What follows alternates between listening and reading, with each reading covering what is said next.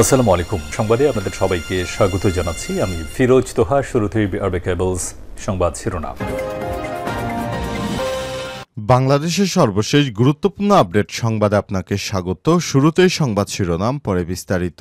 শুরুতেই জানাবো, স্বরাষ্ট্র উপদেষ্টার তৎপরতায় নড়েচড়ে বসেছে পুলিশ। হাসিনা নির্দেশেই ঢাকায় পরিকল্পিত অপরাধ। রাজধানী ঢাকা এবং আশপাশের এলাকা উত্তপ্ত অস্থিতিশীল করতে তুলতে মহাপরিকল্পনা ছিল ফ্যাসিস্ট আওয়ামী ডেভিলদের। এরই অংশ হিসেবে ফেব্রুয়ারির শেষ সপ্তাহে বেপরোয়া হয়ে উঠেছে আওয়ামী সন্ত্রাসীরা। এদেরকে ধরার জন্যই কঠোর অবস্থানে বর্তমানে আইন শৃঙ্খলা রক্ষাকারী বাহিনী। এরপর জানাবো, ৩৩ জন মন্ত্রীসহ আওয়ামী লীগের ২ শতাধিক এমপি লাপাত্তা। আত্মগোপনে থেকে অন্তর্বর্তীকালীন সরকারের বিরুদ্ধে নানা ষড়যন্ত্রে লিপ্ত তারা। গণহত্যার অভিযোগে অভিযুক্ত সাবেক ১৮ মন্ত্রী, ১৩ প্রতিমন্ত্রী, একজন উপমন্ত্রী, স্পিকার, চিফ হুইপ সহ আওয়ামী লীগের ২ শতাধিক সংসদ সদস্য এখনও ধরাছোঁয়ার বাইরে। ছাত্র জনতার নজিরবিহীন গণ অভ্যুত্থানের মুখে গত ৫ই আগস্ট তৎকালীন প্রধানমন্ত্রী আওয়ামী লীগের সভাপতি শেখ হাসিনা দেশ ছেড়ে পালিয়ে যাওয়ার পর থেকে লাপাত্তা তারাও। এদিকে নাহিদ ইসলামকেই কেন নেতা হিসেবে বেছে নিল নতুন দল এনসিপি? জুলাই অভ্যুত্থানের নেতৃত্ব দেয়া শেখ হাসিনার পালিয়ে যেতে বাধ্য করা দল এনসিপি। জুলাই অভ্যুত্থানে নেতৃত্ব দেওয়া শিক্ষার্থীদের নতুন এই রাজনৈতিক দলের নাম রাখা হয়েছে জাতীয় নাগরিক পার্টি বা ন্যাশনাল সিটিজেন পার্টি, সংক্ষেপে এনসিপি। এবং এই দলের শীর্ষ পদ অর্থাৎ আহ্বায়ক হয়েছেন নাহিদ ইসলাম। কেন নাহিদ ইসলামকেই তারা নেতা হিসেবে বেছে নিল, এ বিষয়ে গুরুত্বপূর্ণ সংবাদ জানাবো, সঙ্গেই থাকুন। এবারে জানাবো, পবিত্র রোজায় দিনের বেলা হোটেল বন্ধ রাখতে ব্যবস্থা নেওয়ার আহ্বান জামাত আমিরের। রমজান মাসে দিনের বেলায় হোটেল রেস্তোরাঁ বন্ধসহ সব অশ্লীলতা বন্ধে কার্যকর ব্যবস্থা গ্রহণ করতে অন্তর্বর্তীকালীন সরকারের প্রতি আহ্বান জানিয়েছেন বাংলাদেশ জামাত ইসলামের আমির ডাক্তার শফিকুর রহমান। একই সঙ্গে দেশবাসীর প্রতি মাহে রমজানের পবিত্রতা বজায় রাখার আহ্বান জানিয়েছেন তিনি। এদিকে বিয়ের আশ্বাসে ধর্ষণ করে অন্যজনকে বিয়ে বাসর ঘরে গ্রেপ্তার যুবক। ময়মনসিংহের ঈশ্বরগঞ্জে ধর্ষণের অভিযোগে এক প্রতারক প্রেমিককে ধর্ষণ মামলায় বাসর রাতে গ্রেপ্তার করেছে পুলিশ। শুক্রবার ওই ধর্ষককে আদালতে সোপর্দ করা হলে আদালতের নির্দেশে তাকে জেল হাজতে প্রেরণ করা হয়। মামলার এজাহার সূত্র থেকে জানা গেছে, উপজেলার উসাখিলা ইউনিয়নের হরিয়াখালী গ্রামে আব্দুস সালামের পুত্র আবুল কালাম প্রতিবেশী চাচাতো বোন আবু হানিফের নাবালিকা কন্যা মোসাম্মদ হাওয়া আক্তার ওরফে রোজিনার সঙ্গে প্রেমের সম্পর্ক গড়ে তোলেন। এবং সর্বশেষ জানাবো, ট্রাম্প এবং জেলেনস্কির বৈঠকে তুমুল বাকবিতণ্ডা এবং উত্তেজনা। মার্কিন প্রেসিডেন্ট ডোনাল্ড ট্রাম্পের সঙ্গে উত্তপ্ত বৈঠকের পর পরিকল্পিত যৌথ সংবাদ সম্মেলন না করেই হোয়াইট হাউস ত্যাগ করেছেন ইউক্রেনের নেতা ভলোদিমির জেলেনস্কি। তিনি যুক্তরাষ্ট্রের সঙ্গে প্রাকৃতিক সম্পদ নিয়ে চুক্তিতে সইও করেননি।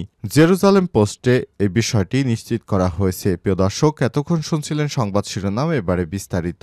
তবে তার আগে বন্ধুরা, অনুরোধ থাকবে সংবাদটিতে একটি লাইক দিন। এই চ্যানেলে আপনি নতুন হয়ে থাকলে আমাদের সংবাদটি দেখতে দেখতে চ্যানেলটি সাবস্ক্রাইব করে রাখুন, যাতে করে বন্ধুরা আমাদের পরবর্তী লেটেস্ট আপডেট সংবাদগুলো সবার আগে আপনার কাছে পৌঁছে যায়। এবারে বিস্তারিত। হাসিনার নির্দেশে ঢাকায় পরিকল্পিত অপরাধ। রাজধানী ঢাকা এবং আশপাশের এলাকা উত্তপ্ত অস্থিতিশীল করে তুলতে মহাপরিকল্পনা ছিল ফ্যাসিস্ট আওয়ামী ডেভিলদের। এরই অংশ হিসেবে ফেব্রুয়ারির শেষ সপ্তাহে বেপরোয়া হয়ে ওঠে আওয়ামী সন্ত্রাসীরা। আইন শৃঙ্খলা পরিস্থিতি ঘোলাটে করতে পাড়া মহল্লায় গড়ে ওঠে কিশোর গ্যাং।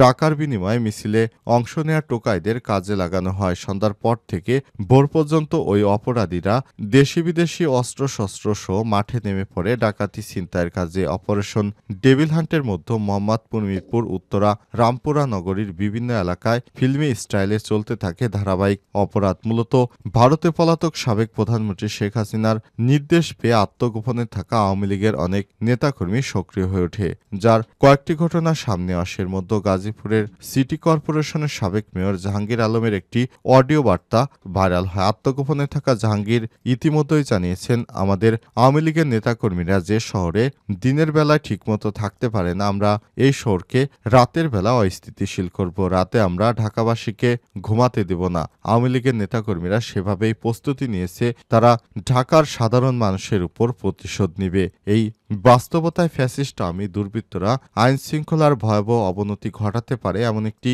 আজ করতে পেরে স্বরাষ্ট্র উপদেষ্টা লেফটেন্যান্ট জেনারেল অবসরপ্রাপ্ত জাহাঙ্গীর আলম চৌধুরী ২৪শে ফেব্রুয়ারি মধ্যরাতে এক জরুরি ব্রিফিংয়ের আয়োজন করেন। সে সময় তিনি বলেন, পরিস্থিতি অস্থিতিশীল করার জন্য আওয়ামী লীগের দোসররা ব্যাপক টাকা ছড়াচ্ছে। অন্তর্বর্তীকালীন সরকার কোনোভাবেই তা হতে দেবে না। পরিস্থিতি অবনতি হতে দেওয়া যাবে না। আপনারা দ্রুত কার্যকরী পদক্ষেপ গ্রহণ করুন। এরপরেই সেনাবাহিনী, র্যাব এবং বিজিবি সহ বিভিন্ন আইন শৃঙ্খলা রক্ষাকারী বাহিনী ব্যাপক অভিযান চালাতে শুরু করে।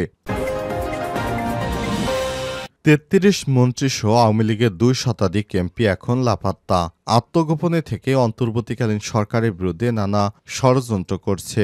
গণহত্যার অভিযোগে সাবেক ১৮ জন মন্ত্রী, ১৩ জন প্রতিমন্ত্রী, ১ জন উপমন্ত্রী, স্পিকার, চিফ হুইপ সহ আওয়ামী লীগের ২ শতাধিক সংসদ সদস্য এখনও ধরাছোঁয়ার বাইরে রয়েছে। ছাত্র জনতার নজিরবিহীন গণ অভ্যুত্থানের মুখে ৫ই অগস্ট তৎকালীন প্রধানমন্ত্রী এবং আওয়ামী লীগের সভাপতি শেখ হাসিনার দেশ ছেড়ে পালিয়ে যাওয়ার পর থেকে লাপাত্তা তারাও। খোঁজ নিয়ে জানা গেছে, কেউ কেউ ইতিমধ্যেই সুযোগ বুঝে দেশের বাইরে চলে গেলেও ক্ষমতাচ্যুত আওয়ামী লীগ সরকারের বেশিরভাগ মন্ত্রী, প্রতিমন্ত্রী এবং সংসদ সদস্য দেশের ভেতরেই লুকিয়ে আছেন।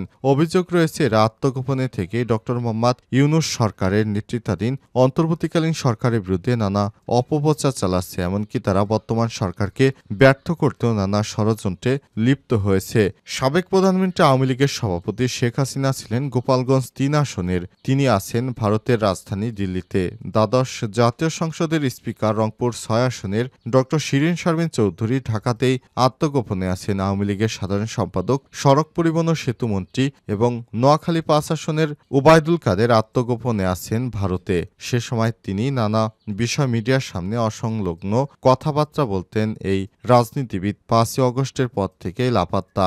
এছাড়া আত্মগোপনে থাকা আওয়ামী লীগের উল্লেখযোগ্য এবং আলোচিত সাবেক মন্ত্রীদের মধ্যে রয়েছেন সাবেক স্বরাষ্ট্রমন্ত্রী এবং ঢাকা ১২ আসনের আসাদুজ্জামান খান কামাল, বর্তমানে ভারতে আওয়ামী লীগের প্রেসিডিয়াম সদস্য ও সাবেক মন্ত্রী। ঢাকা ১৩ আসনের জাহাঙ্গীর কবির নানক, ভারতে সাবেক অর্থমন্ত্রী ও দিনাজপুর ৪ আসনের আবুল হাসান মাহমুদ আলী আছেন যুক্তরাষ্ট্রে। সাবেক প্রাথমিক ও গণশিক্ষা ও দিনাজপুর ৫ আসনের মুস্তাফিজুর রহমান ফিজার, সাবেক মৎস্য প্রাণী সম্পদ মন্ত্রী এবং পিরোজপুর ১ আসনের অ্যাডভোকেট সম রেজাউল করিম লন্ডনে আওয়ামী লীগের যুগ্ম সাধারণ সম্পাদক ও সাবেক পররাষ্ট্রমন্ত্রী।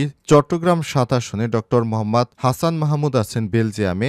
সাবেক শিক্ষামন্ত্রী চট্টগ্রাম ৯ আসনের মহিবুল হাসান চৌধুরী নওফেল আছেন যুক্তরাষ্ট্রে। সাবেক ভূমিমন্ত্রী চট্টগ্রাম ১৩ আসনের সাইফুজ্জামান চৌধুরী আছেন লন্ডনে। সাবেক মৎস্য প্রাণী সম্পদ মন্ত্রী এবং নেত্রকোনা ২ আসনের আশরাফ আলী খান খসরু আছেন ভারতে। সাবেক মুক্তিযুদ্ধ বিষয়ক মন্ত্রী গাজীপুর ১ আসনের আকম মোজাম্মেল হক ভারতে আওয়ামী লীগের প্রেসিডিয়াম সদস্য।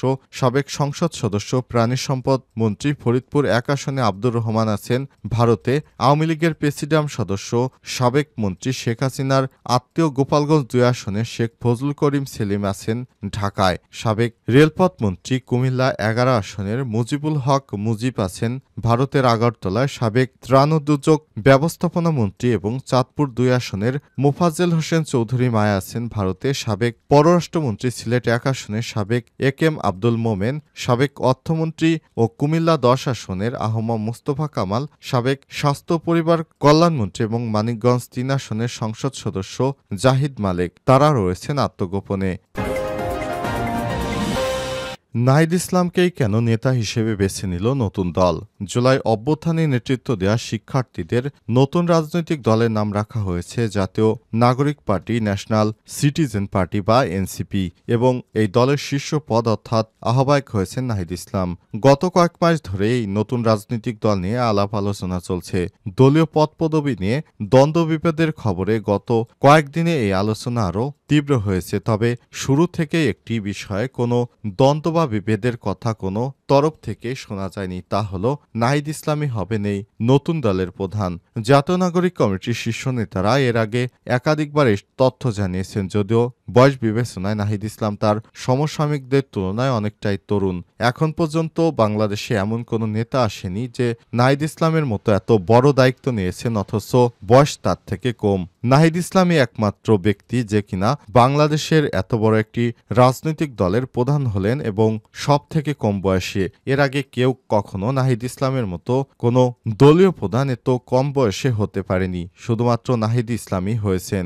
নাহিদ ইসলাম সম্পর্কে যা জানা যাচ্ছে, ২৬ বছর বয়সী নাহিদ ইসলাম বেড়ে ওঠা পড়াশোনা পুরোটাই ঢাকায়। ২০১৪ সালে ঢাকার দক্ষিণ বনশ্রী মডেল হাই স্কুল থেকে মাধ্যমিক পাশ করেন। এরপর সরকারি বিজ্ঞান কলেজ থেকে ২০১৬ সালে উচ্চ মাধ্যমিক শেষ করে ঢাকা বিশ্ববিদ্যালয়ে ভর্তি হয়ে ২০২২ সালে তা পড়াশোনা স্নাতক শেষ করেন। এরপর তিনি একই বিভাগে স্নাতকোত্তরে ভর্তি হন। তার বিভাগের একজন শিক্ষক জানিয়েছেন, নাহিদ ইসলাম এখনও বিশ্ববিদ্যালয়ের শিক্ষার্থী।